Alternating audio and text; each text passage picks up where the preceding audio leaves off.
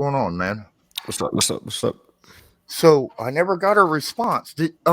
I did respond properly, right? When I gave the time when they asked what time, when the manager asked what time on Monday. I don't see your responses. I don't Really? know what you wrote. Yeah, I mean I get the email from him, but I didn't see like a response from you or anything. It might have went just directly to him. Huh. Odd. I thought that no matter if it's in a group, I thought if it was in a group thing that it went to everybody. But when you reply, sometimes it says like you can reply to all or reply to the specific person that wrote the message. So it could have been a mix up with that. Maybe I did send to Nick on the other one and asked him, "Hey, did I do something wrong here?" Because I replied almost immediately when the manager asked what time, and Okay. I told him 11 on Monday mornings, Eastern, and I never. And it went directly. I clicked directly to him, replied directly to his question. Hmm. So I'm assuming he should have got that. Yeah, he should have got it for sure. And then he never replied back. So I'm like, at Yeah, least I'm looking at the email. Yeah, I'm looking like I don't see your replies. So I'm sure you probably didn't see like my reply as mm-mm, well. But yeah, mm-mm. so I'm not sure. The one between you, me, and Nick, I I saw yours, Oh, okay, right? okay. But I think it was because, which is weird. See, But I I don't, didn't even see I don't even see your reply to that. So I don't know. Maybe it's a setting I have on my phone or something. I don't know. because I said to Nick, I asked him, "Hey, can we get him on Monday as well? Just to do a review of the game. Right, That's right. what was the setup." But on the one where he asked, "Hey, can you join Monday?" which was my request from the other email, then I never saw any replies from you on that one. So Yeah, I mean, I just replied that we would love to have him, and I'm sure you would too. But after that, I haven't replied to okay, that, like, because I haven't okay, seen no other responses or anything. okay. So I've seen that one. I Okay. did see that one, Okay. and that was the original reply. And then he set up the. Did you get an email where it was I'm looking him at it and now. the manager and Yeah, I do remember seeing an email with him and the manager. Hold on, let me pull it back up. should be like a few of us in that group.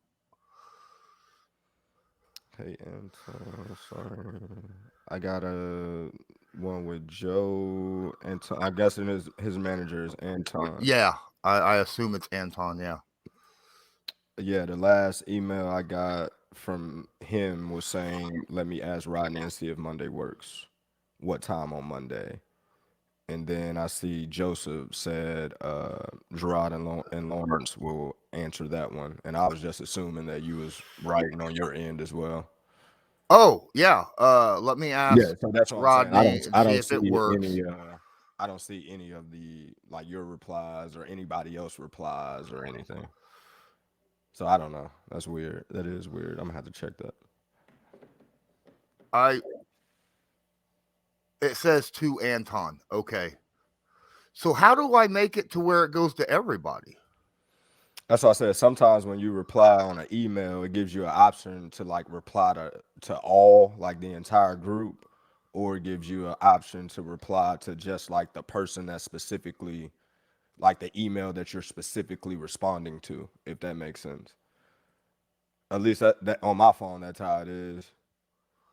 Oh, reply all forward. Yeah, I there have you to go. Yeah, yeah, the yeah. the drop There you go. down right beside the thing. Yeah. Oh. See, now I didn't even realize that was a thing because I'm not really, Hmm. I'm not much into email, so I don't know a whole lot about emailing. I'm still new to that too. I learn something every day, I guess. So thanks for that help. I mean, but still, the manager got it though. So I mean, if the Yeah, manager would have responded, so yeah. maybe he just wasn't free. So we'll see. And It's to all me, good. that I get that, but he could have at least let us know. That way I would have known not to, plan on him being here. You know what I mean? Mhm. So, No, I got you. Yeah, just just some kind of, miscommunication. yeah, yeah, yeah. Uh, dude, would now here's a question. In a situation like that, wouldn't the Colts organization have to sign off on something like that since he's a current player? No, No. no, players can talk to whoever they want to talk to.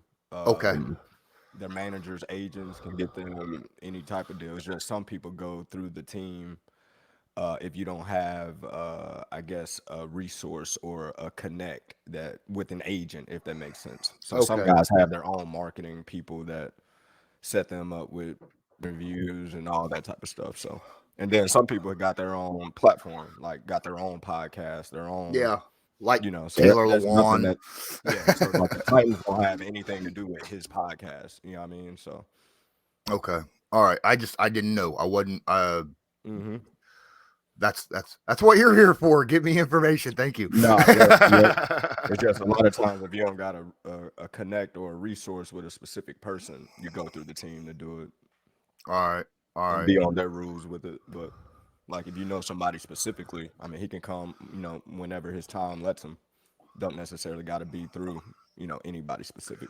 Yeah, see that we need to get together if he's going to join, which I think is absolutely fantastic. I don't know your personal opinion on it, but having Oh a yeah, former player and a current player yeah, on that'd the be cool. same punk, yeah, I don't know too many podcasts like that. Yeah, There's a no, that'd very very definitely be few. cool. Yeah, Yeah, that'd be fun. That'd be fun. yeah. Was when did he start playing about the time you retired? Rodney, maybe so. I mean, my last year was 16, so this is his what, 8th year, Something like that. Yeah. So something like that. I So think you around that overlapped time. a little. Yeah, around that time. Yeah, that's cool. Mhm. Um, so I don't know how we're going to pull it off though. Being that starting now, we're gonna have I have to get 2 podcasts out a week at minimum, Mhm. and I was thinking I didn't know if we can guarantee like one of you guys do a guarantee on a Monday and one of you do a guarantee on a Thursday, and then if either one of you have any free time on the day that you're not on guarantee, you could join. That way, Oh it yeah, frees you that guys probably up. be good. Yeah, Cause I know on like I'm good mornings anytime, but I know he is not gonna be good on mornings unless it's like on probably Thursday. Tuesday. Yeah, Nah, Thursday nah, he's he'll have to work. practicing. Yeah. So his off day will be Tuesday. Everything else he'll have to do in the evening if it's something to record. So it might be cool to have us all three of us get on, and he specifically get on that Monday or Tuesday if we got to move it to Tuesday. But I know you want to do Monday. I'm cool with Monday too. But if he can get on that Monday and kind of give like um, I guess a rundown of what just happened on Sunday, his thoughts and Mm-hmm. stuff like that, and then a quick little what he's thinking about the new upcoming team, and that can lead to Thursday. We can just do it on Monday and still got some clips from him talking about Yeah. talking about on Monday a little bit of the upcoming opponent on Sunday because it'll be just because he probably won't know much, so he'll just say something briefly, enough to kind of plug in on the Thursday podcast if we Yeah. able to do it that morning. Well, So I don't when think we got to necessarily change, times. I think we can still keep it, 10 o'clock or whatever in the morning. We want to do it on those days, and I think he'll probably be able to hop in on that Monday for sure. And then if it's something to where we can all get on live or something like that Thursday evening for the Thursday night game one time or so, maybe he'll be able to do that. Or if I can't do it and he say, hey, if you're going live tonight, Lawrence, I'll just join you for a couple minutes, that might work too. So okay, so you're cool with doing the 2 a weeks yeah, then? yeah, yeah. Okay. I'm good on the mornings for the most Okay. part. So if we got to do Thursday morning, I'll put that on the schedule. Okay. And then I mean, and then maybe if, like you said, because I like doing live streams because interacting, my the people who follow me are usually really respectable and knowledgeable fans.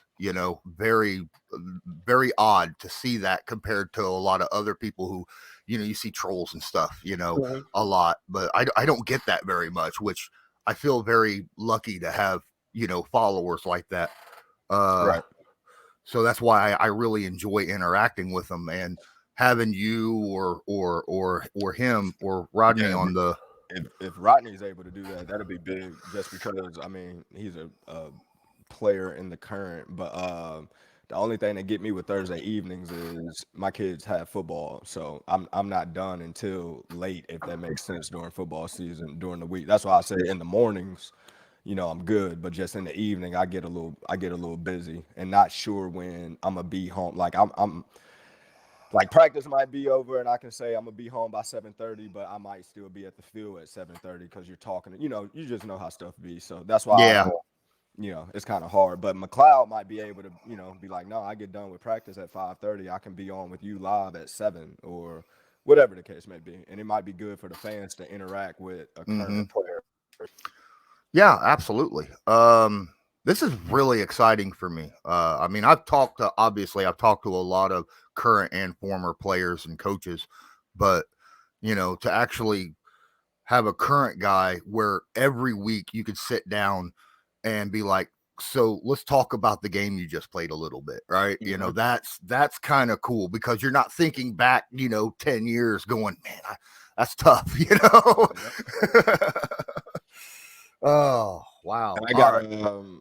probably the first week of the season. I got Laura Overton is gonna come on too. Mm-hmm. So I got her lined up. She just told me to let her know. So I'll, Yeah. I'll probably hit her up probably the week of that first game. Lara and I talked every time I went to training camp. She would stop and say, "Hey, Lawrence, what's going on?" And we talked for a Mhm. second. I've made a lot of good friends going to training camp over the last couple of years, and Okay. Yeah, that's really Laura's cool. good people. Yeah, she's She good. is she's a very very good people. Mhm.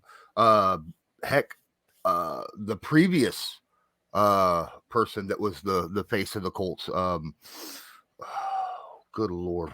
She's married to Parks Frazier now. Uh, but I used to. I got in with her and talked to her a little bit as well. But anyhow, so this episode, since Rodney apparently isn't going to be here because it's after 11 now, Yeah. so he probably won't be here. I didn't expect him to because I haven't gotten a reply yet. But we'll just, I assume, go over the game. Yeah, we can just talk about the game a little bit and keep it fresh, light, and then got to be nothing much. Get ready for No. the season. So Yeah, exactly. and there All was right. enough to talk about in the game so Oh yeah, far. there was So plenty to talk yeah. about, and questions from me to you about the game because there's a few things that kind of piques my interest and makes me curious if this is a norm. So, but all right, Are we ready? Yeah. Awesome. You hear me fine? I hear you fine, and there's no like breakups or anything in your audio, which is really nice because Okay. occasionally when I record, your voice goes up and down. You break I in and think out. I'll be moving away from the mic, but I Okay, got you. I got you. okay. But yeah, you look and sound great, so awesome. All right, here we go. I'm gonna have to get a new. If he becomes a permanent, if he signs and becomes a permanent co-host, we're gonna have to get a new logo. Oh yeah. Yeah, for sure. All right. 3, 2, 1. Hi, everybody. I'm Cassidy, one of your Indianapolis Colts cheerleaders, and you're watching the Bleav in Colts podcast. What's going on, Colts Nation? I'm Lawrence Owen. With me, as usual, is my guy, Jerraud Powers. Jerraud, we had one heck of a game this past Saturday against the Tampa Bay Buccaneers. Even got to see Tom Brady for a drive, which was a bit of a shocker to me, being that he just started practicing for the first time this year last week. How was your weekend, and just in general, what do you think about the game? Weekend was good, and had some youth football start, had some college football games on, so it life felt normal for a little bit, but got a chance to watch the game and some interesting things. I thought it was kind of fun to see some of the ones get some reps. I know I thought everybody was gonna start and play a lot and all that. But on the offensive line, we had, mostly of the backups in, which needed these type of reps versus a team like the Bucs who had their starters in on defense. And man, they looked like a well-oiled machine on defense. You can tell that those guys been together for the past 4 years, or at least their core. They look good on defense. But I thought it was perfect for the offense to kind of face that type of style of a defense in Todd Bowles. That's one of the best defenses in football, period. And to get those reps in a preseason format, man, you can really learn guys that you needed to see some things from. Matt Ryan looked a lot more comfortable in the pocket, throwing to his guys and whatnot. Like I said, that defensive line that the Bucs got against our backups, we knew it wasn't going to fare too well. But I thought defensively, started a little slow, but still held them to 3 points. And when you're talking about a cover three type scheme like Gus Bradley, you might have those type of drives where teams move the ball a little bit, but when it gets closer to the end zone, it gets a little harder to score just because everybody got their eyes on the ball in this scheme. But a couple of the D linemen, man, 90, I was impressed. I was impressed with just some of the things that I saw just from the front without having to blitz anybody and keeping everybody free, stopping the run. It was just some good things that I thought that we needed to see in this game, and we. Yeah, we are going to definitely talk a little bit more in depth about number 90, Big Grover Stewart. All right. But before we get into that, I just want to remind everybody that BetOnline is the fastest and easiest way to wager on all your favorite sports contests, events, with the first to market odds and lines. Find reviews and news in every league, including Major League Baseball, NFL, NBA, NHL, combat sports, esports, even golf. BetOnline continues to be the top online resource for all your sports information, from live in-game betting, props, and futures. Head over to BetOnline today or use your mobile device to join and make your first sports bet. Use our promo code Bleav50, that's BLEAV50, to receive your 50% welcome bonus on your first deposit. BetOnline, where the game starts. Now, let's talk about that defense. Again, like you said, it started off a little slow. We're like, this run defense doesn't look like it's improved much. When you start off and you're like, you're giving up 10 yards of carry, and then it became Heckle and Heckle, Jekyll and Hyde. There we go. Wow, I couldn't figure that out. One drive, they would give up a bunch of yards on rushing, and the next, they would take yardage in rushing, right? Especially those times, like one drive, Grover Stewart took that entire drive completely over. He was in the backfield every snap, just making all kind of chaos. From a cornerback standpoint, if you're back there and you're watching a guy like that consistently get pressure, what goes through your mind? But you know that the quarterback's gonna have to get rid of the ball a lot faster. So the kind of thoughts that you have in your mind, you can kind of figure out what routes are coming. Because when the quarterback has to get rid of it quick, it only can be so many type of different routes. So it gives you comfort in the back end that you're not going to have to cover for long. You can take a gamble or two. You can kind of bait your man or bait the quarterback in certain things. But that's those type of pressure moments that the defensive front was causing. I mean, that's what you hope for in that system. You don't want to have to blitz everybody to stop the run or do things like that. You want those guys to be able to. I mean, you don't even want to have to blitz everybody to get a dang pressure on the QB when he's in the pocket. You want those guys to figure it out up front. And it seems like, that first drive we gave up some points. I mean, you're talking about, not points, but yards.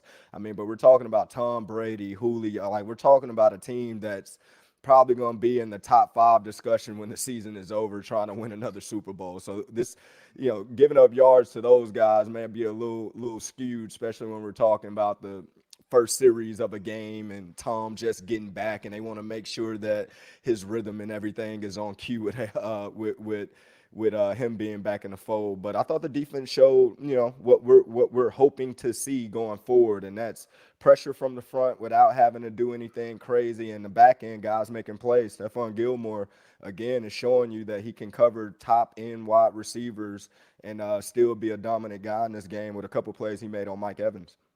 Okay. So now I'm going to focus in on one specific play in general. And look, I don't personally always go blame the ref, blame the ref, blame the ref.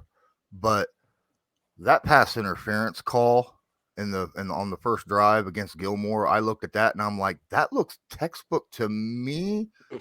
What the heck? Did you see something there that you thought deserved a PI call? Nah, it's just the refs got to get back in the fold of things too. We know how they're going to call it in the season. I mean, that's how they're going to call it. In the preseason, you definitely hope, you can see good coverage and complement it by letting it go and all that. But everybody know the NFL is a offensive league. They want to see points, and all those any type of close situation with DBs and wide receivers is going to go the wide receiver way. But hopefully, when the season starts, it's not going to be like that though. That was just textbook coverage by Gilly. Yeah, I thought so too. Speaking of coverage, generally when you think of making a business decision, and when you're talking NFL, it's generally, your big running backs and corners, defensive backs trying to make tackles on them. But in this game, it seemed like it was a flip. Okay. Not very often do I see defensive backs making statements. And I was seeing big hit after big hit after big hit by our defensive backs. Everybody, Rodney McLeod, Gilmore. Just everybody. The rookie, right? Nick Cross was making big. Everybody was making big hits out there. And does that, first off, I expect that from the young guys or the guys trying to make the team. But I'm seeing Gilmore, who's 31. I'm seeing Rodney McLeod, who's, around that age as well. They're out there dropping hammers on people in a preseason game. In a preseason game. Is that a norm? Well, I told you last pod, man, this dress rehearsal. These guys are coming out here. They want to feel what they're going to feel in season. I mean, and that's Gilly's style of play. He's always been known as a tackler, not just a cover guy. He's always, been one of the more sure tacklers, big hitter type corners in our game. Even with, like I said, the cover skills. He has the total package. And then, like you said, you look at Cross, a rookie. You look at Thomas. I mean, you look at Rodney coming down and just the physical style.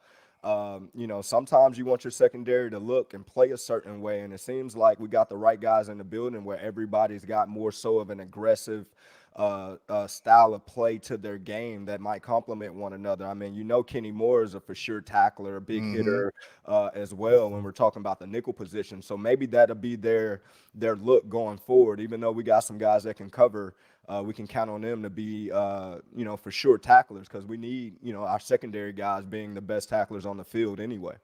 How important is that when you got guys that can, drop a hammer, setting a tone for a game, right? I mean, Defensively. if you go back years ago to my days, dinosaur days, and I mean, you think of like Marlon Jackson, Kelvin Hayton, Antoine Bethea, Bob Sanders, like, we're used to seeing that style of play in our secondary. I mean, those guys were hitters, and we're talking about in a scheme to where, even though it wasn't a cover 3 scheme to where everybody had their eyes on the ball. It was more cover 2-ish to where everybody had their eyes on the ball. And every week we used to see big hit after big hit when it came to those guys. So to see that now in the new scheme that we have, I mean, I think it's needed. I mean, we see week in, week out, how talented these offensive skill guys are. I mean, you're talking about running backs that can catch out field and go to the house. We're talking about multiple wide receivers. It's not just, you got a number 1 and a number 2 receivers. It's more like 1A, 1B, and then the receiver is the number 2 receiver type. So I mean, every week you're going to be facing the most talented guys in the world, and everybody's trying to get these skill guys the ball ASAP and make it hard on the perimeter guys to tackle. So you want your secondary to be for sure tacklers, from cornerback to safety to the nickel position. What'd you see from the offensive starters? What There's still a little bit of question marks, I think, Hmm. when it comes to passing the football, right? Right, but I mean, again, we're talking about, even though it was dress rehearsal, you're not going to go in there doing anything crazy, because once I realized the offensive line is not going to be that same offensive line from week one. Jonathan and Hines is not playing. Once I start those reports and all that, then you had to go back and look. Well, this and was is not the same game plan when you got your full roster intact. So you wanted to see Matt Ryan go out there and just go through the progressions and hit who's ever open. Don't do anything crazy. Just more so, again, just getting comfortable within the pocket, within the scheme, giving your role players some good reps, versus probably the best D line or top D line in football. It was some good reps for those reserve guys, for them to even protect Matt Ryan the best way that they could. But I expect when our first line is intact and then all of our skill guys intact, it's going to open up everything. We're going to be a run first team to start this thing off. We have to be, especially like our best position is at running back with the depth that we have and the playmakers that we have. So everything is going to go through the running back position, and I think it's more so of making sure our run game is intact to start the season, and our pass game I have time to kind of catch up. But I don't think anybody should just expect our pass game to come out there and just be this simplistic type scheme. I think when week one get around here, you're gonna see the way that the scheme is set up to kind of complement one another with the shots downfield, running the ball, play action, all those type of things. So I think we're gonna look totally different on offense week one. I might be, if I had a percentage to say my concern level, I'll give it 3%, 4%. But I'm not Oh, going to sit here and just think that, before the season started, I'm worried about the offense when we're talking preseason still. yeah. Shout out to Armani Watts. Hope he recovers quickly. Good special teams player here in the NFL, and just a good NFL player in general. He was the sole major injury in this game for the Indianapolis Colts. There was a play that I saw from Matt Ryan that once I stopped it and watched it from the coach's film, I was like, this was impressive. It was that pass to Michael Pittman Jr., where Michael Pittman Jr. was running down the 1 yard line, right? And he threw it behind him. And he threw it, yeah, a little bit behind him. And when I looked at it, I realized that was on purpose. Yeah. That was perfect because he was being trailed by a corner, and that safety was coming downhill to cut that route off had he led Pittman. And if he led Pittman, that's a pick six by the safety, and because he threw it right at Pittman where he had to catch it like this, Pittman was able to use his body to block that safety out, make the catch, and go down. That is a perfect pass. And a lot of people, you look at a gameplay and you say, well, he kind of threw that a little behind him. He didn't lead him. Sometimes that's not the perfect placement for the football, right? Oh, all right. I mean, you're gonna see more of that. I'm pretty sure some other plays. One of the best plays that I think I saw Matt Ryan is I forget, it was the first series, second series, to where he goes through his progression, and I want to say it's third down, and he just takes off, get the 12 yard. It was like 3rd and 8 or 2nd and 8 or something like that, and he gets like a 12-yard gain running the ball. And again, we're talking about Matt Ryan, who is not a runner. But like we said a few pods, before this one, he's going to make the right decision. He's not going to be that type of guy that's just going to force ball after ball. Whatever the defense gives him, he's the type of quarterback that he will take it. And I think that's good for what we got right now. So I just think that when it comes to his style of play and the leadership role that he brings, that's what's going to complement and benefit our offense the most. Just his decision making at the end of the day, putting us in the right play, checking to the right runs, the right routes, all those type of things. I mean, those little things matter. Yeah, absolutely. Now tomorrow is cuts. Oh my goodness, I think it's tomorrow, right? I'm Usually not it's sure. I'm not sure. Tuesdays after the preseason game. I may be mistaken, but either way, the cuts from 80 to 53 happen shortly, and I think I think Coach Reich has got some really tough decisions to make in certain parts. Right, I think Mhm. there is some very intriguing options, especially on defense at the defensive back positions and at the linebacker positions. I've seen a lot of good play by certain specific people. Uh, do you keep a guy because his return ability, right? Just extra return ability because there was really good plays there. Weatherford, the linebacker, I thought he popped quite a bit in this game. There was a bunch of different situations. This is that point in the season where you know veteran players have made their friends, right? You're sitting there and you've been eating, playing, basically living with these different guys for the last 3 months, and now almost half of them will be gone here soon, right?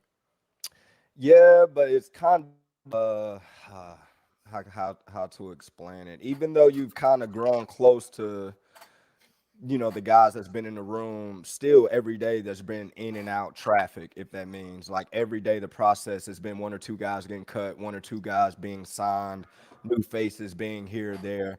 So mentally, even though you're playing games, you're practicing together and all that, this is not the team yet. So you still have that little separation of all in, we're together. Like it's still a little bit of separation in your mind or in the room, energy that's in the room or whatnot, because everybody understands the process of making the team. The first cut, second wave of cuts, and then all of a sudden preseason's over, and these are the final cuts. And some guys' lives are about to change. Some guys' lives are about to change for good and bad. Some people getting cut, some people getting signed, or whatever the case may be.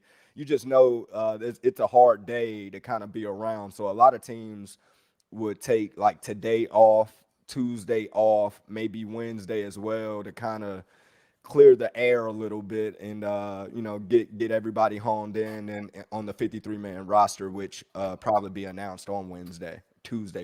So Yeah, yeah. I'm sorry. There it is. I was trying to find my my sheet here that's got the roster on it, and there's guys on here that, like I said, it's going to be so tough, right? With like Tony Brown, I thought my in my personal opinion, um, I thought Dallas Flowers really has a shot at making the team, but uh, I don't know because last year for the Indianapolis Colts, I thought Andre Stachare was a lock to make the team at safety, and the way he played with the impact he had in those preseason games and what we saw in training camp, and yet he was released and now he's with the Philadelphia Eagles. So no matter what you think personally, there's other things that coaches are thinking about when they're thinking about building a team, right? Rather than just that.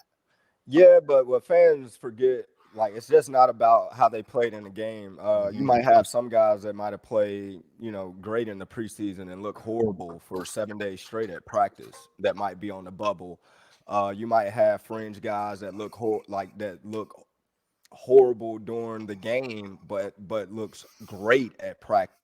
So it's a lot of things that might go into cutting guys, especially when we're talking about fringe guys, that the team haven't invested in, the team don't got money in, and things like that. That you're just hoping to find some diamond in the roughs, people that are hard workers, doing what they're supposed to do, prepare well, go through practice week well, plays well. You're looking for guys that you can count on when it comes to the 53. So if you're a guy that's just been up and down, in training camp practices, meeting rooms, and all that, in the game or whatever the case may be, you might be a guy that not make this team. But at that same token, from a business standpoint, if you go through the roster and you look at people that got money, like guaranteed money this off season or this year or whatever the case may be, those guys might have it might be a guy or two on that list that might have had a bad camp, not great camp, average game or whatnot, but because they got money invested in them, it saves them a roster spot. But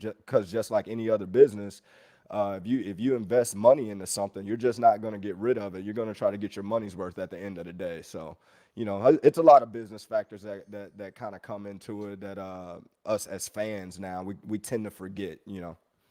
Yeah, definitely. Let's discuss the MVP of the NFL preseason a little bit here, because he did it again. He made another amazing play. And yeah, look, there's a lot of talk on social media about. There's some people out there saying, just drop Foles and make Sam your number 2," and I'm like, well, let's calm down a little bit here, all right? But look, I like what Sam. I've been saying it all preseason and training camp. I love what's the improvement that we've seen from Sam, especially during the games. Right, that 45-yard run for a touchdown was a thing of beauty. All right, and I'll admit it. He made those 2 defenders at the 20-yard line look foolish. Okay, when he made that cut, they should have tackled him. When the defensive tackle who was running the whole way sprinting is the one that makes the tackle at the end zone, that makes the secondary look not so good. Okay, after 45-yard run. Now there's reasoning for why he was so open. Obviously, they were probably playing. I didn't get to look at the coach's film on it, but I'm assuming they were all playing man coverage and their backs were turned to him, right? Didn't know that he was taken off, probably until they heard the crowd noise screaming, right? And and then they turn around, and by that point it's probably too late. But what are your thoughts on Sam and not just this game, but the whole entire preseason in general? What do you think he's played himself into? I think he just played himself into just having a spot on a 53. I mean, the whole goal was just to see him develop and show tremendous progress from last year to this year. And I think, everybody saw that. I mean, he had a wonderful preseason, especially in the games, just showing the things that he can do. But like you said, and we talked about earlier, I think everybody just has to calm down a little bit. Nick Foles has proven to be one of the better backups in the league, and it's a lot of teams that probably would love to have him as a backup because we know what he can do. He's played in big games. He still has a big arm, even though Sam's success looks a little different than Nick Foles' style of play. Everybody just calm down. He has 2 great veterans ahead of him right now to where he can soak and learn a lot during the season, and you want him getting reps during the season. So I'm pretty sure Sam would be the one that's the scout team quarterback going against defense day in and day out every day. So coming into next year, that's when you'll have your true argument about does Sam deserve to be the backup and all those things. You just want to see him progress as this season go on, not just preseason. You want him to continue to get better as the season go on. And how do you get better? Is you got to get reps. Sam as the backup number 2 quarterback, you're not going to get many reps during practice because obviously the ones has to get ready. You'll get a few reps, but the ones are getting the majority. But the number 1 scout team quarterback, you're getting every rep for the defense. You're getting 70 plus reps of practice at quarterback getting ready for the defense. So you expect Sam to progress as the season go on, and then coming into the season next year, I think he'll either have made a case that he deserves that spot from what the coaches have seen all year, or he'll go into the with a strong argument and ready to compete for that spot. But right now, if he was our number 2 quarterback, I mean, like we said, we know if anything happened to Matt Ryan, you want your backup to come in and you still have a shot.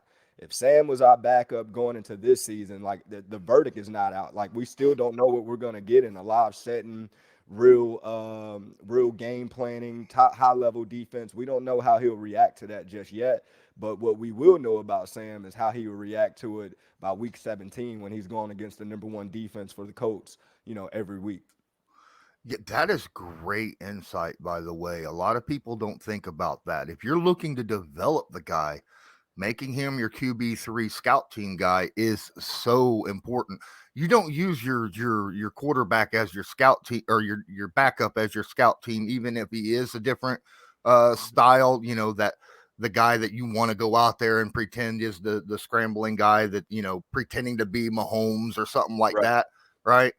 No, you don't, because you want him to be ready, if something happened to the starter, so he has to sit there and get visual reps and put himself in that position. And like I said, I'm not saying that the starters get every single rep, every practice, but for every drill, the number two guys, backup guys, if the period is 12 plays, the backup guys maybe be getting 4.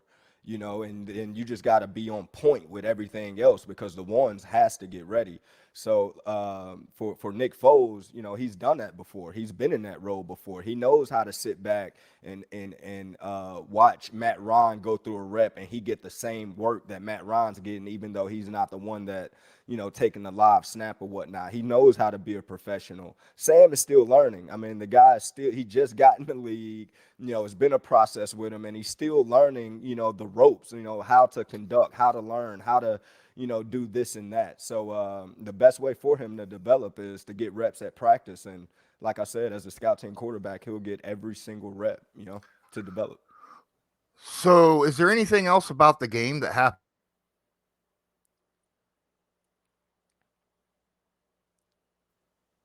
Oops. The mic had paused on me, but I think you asked if anything else happened in the game that want to talk about. Yeah. Not necessarily. Like I said, that first half, even though we didn't look as sharp as we wanted to offensively, you saw the spurts and just the excitement of, that being some lot like seeing Tampa's live first team defense, and then seeing some of our first team guys, and then our first team defense. It was just kind of cool to see, everything's starting to get so close and the season is here. I got excited that first half. Absolutely. Good luck to everybody that is currently on the roster. Hope you make it. If you don't, I hope you find a spot on another team somewhere.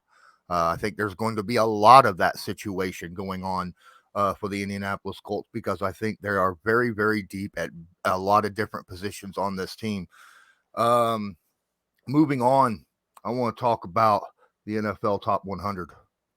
I don't know if you noticed, but so there is Shaquille Leonard. I don't know exactly where he placed. Well, I think it was like 18, something like that. Pretty high, much high. He's been compared with since he's been here. I keep flashing, and I don't know. I think it might be a power thing. Not 100% sure. Sorry. There, even Fred Warner, in that video about Shaquille Leonard, was singing praises about the fact that he gets the turnovers that he gets. Yeah. And be able to go out that you can't do that. That's just something that is not normal. Yeah, I think just like when we talk about the plays that Darius make, it's just, I mean, his instincts is just God given. Some of the stuff that he does is God given. It's not something that he was taught. It's just something that he just has in him. And then when you hear other players kind of speaking about that or speaking on that, just respecting what he brings to the game, I think it's cool to see. That's what makes our league so great. Every player has its own unique way that makes them who they are when it comes to the superstars of the game. And that's why we pay money to see these guys. If Pat Mahomes is on the field, you're expecting just to see some God-given talent with his arm, crazy throws. When Jonathan Taylor's on the field, you're expecting to see that God-given gift that he has when the ball is in his hand, making people miss just downhill. So, it's just good to see, our guys getting some respect around the league, especially when we're talking about, in the 18th position, 17th position, whatever number Shaquille, that's my first time even saying that, whatever number Shaquille is, just getting some respect. We had a few guys on that list, so that was good to see. Absolutely. Obviously, Big Q was on Kenny Moore, DeForest Buckner. We had quite a few people, but we have yet to talk about the number 5 overall. That is an impressive situation. Shocking. I have not. In a way, to me, it's a little shocking that he didn't even get a one series in the preseason. But I guess the way he practices is like full tilt anyhow. You know. Yeah, and then you had a couple live practices with other teams and all that. So I'm pretty Mhm. sure they saw what they needed to see from JT. So JT sitting at number 5, and not only getting praises from other players in the NFL, but divisional opponents who see him, twice a year, sometimes 3 times a year if we meet in the playoffs. Wow, number 5, the number 1 running back over Derrick Henry, by the way, ladies and gentlemen, which is a big deal because Henry's been the number 1 running back for a while now. Jonathan Taylor at number 5. Do you think he deserved number 5? Do you think he should have been a little higher? You think he should have been a little lower? What was your thoughts on the placement and just in general of this? 5. I want to say it's the right place. If I had to move him back some, I might have moved him back some, but kept him in the top 10. I mean, but whenever you're the top rusher in the league, everybody know how hard it is to be a running back in this league. So when you have those type of seasons, especially when, even though I know he done it last year, the year before that, you can kind of see who he was gonna be, or the potential when he had a Mhm. smaller role the year before. So I think people kind of knew it was coming, maybe not so fast that he was gonna blossom this fast.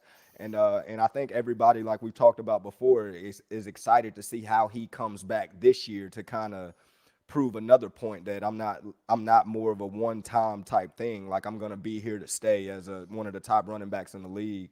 And so if I had to move him back some, I would have moved him back just because of it was his first time being on that type of spotlight and having that success or whatever. But I think five's a good spot because, like I said, it's hard to do what he did and what Derrick Henry's been doing the past couple of years. I mean, it's hard to kind of keep that success up at running back.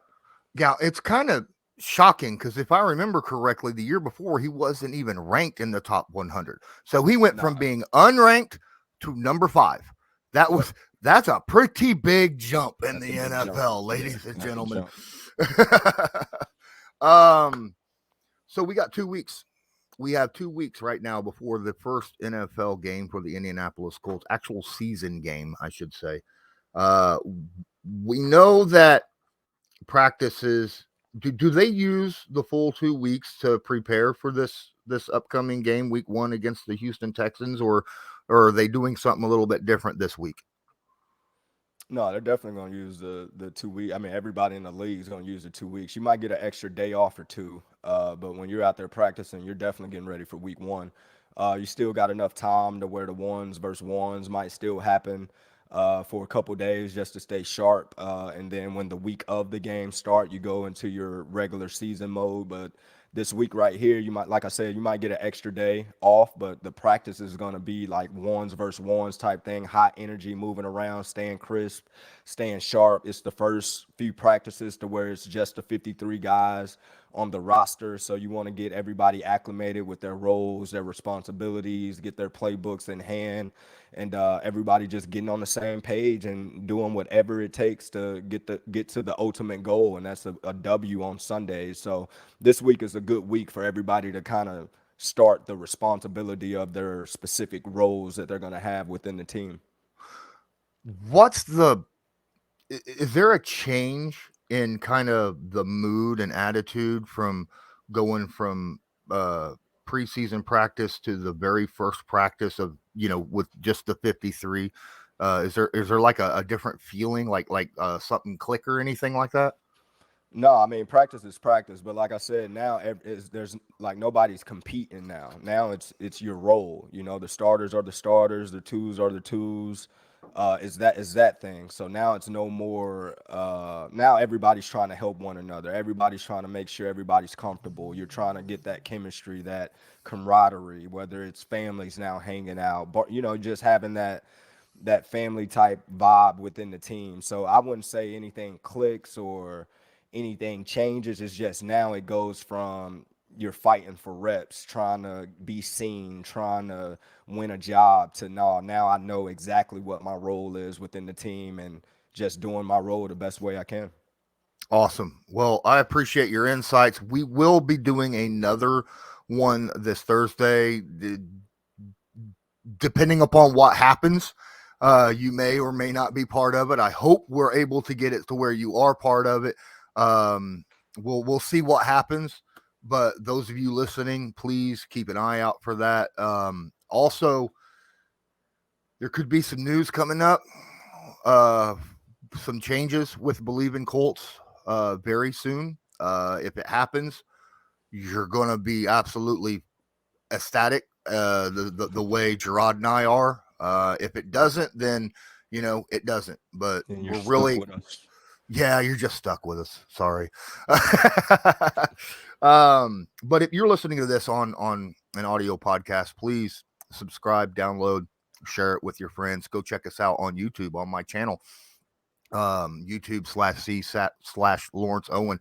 If you are watching this on my channel, please smash that like button, hit subscribe if you're not subscribed, and tag that notification bell, because you do not want to miss anytime we get up a new episode on YouTube. And with that being said, any final closing words, Jerraud?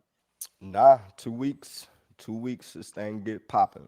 It's kind of exciting, man. Kind of exciting.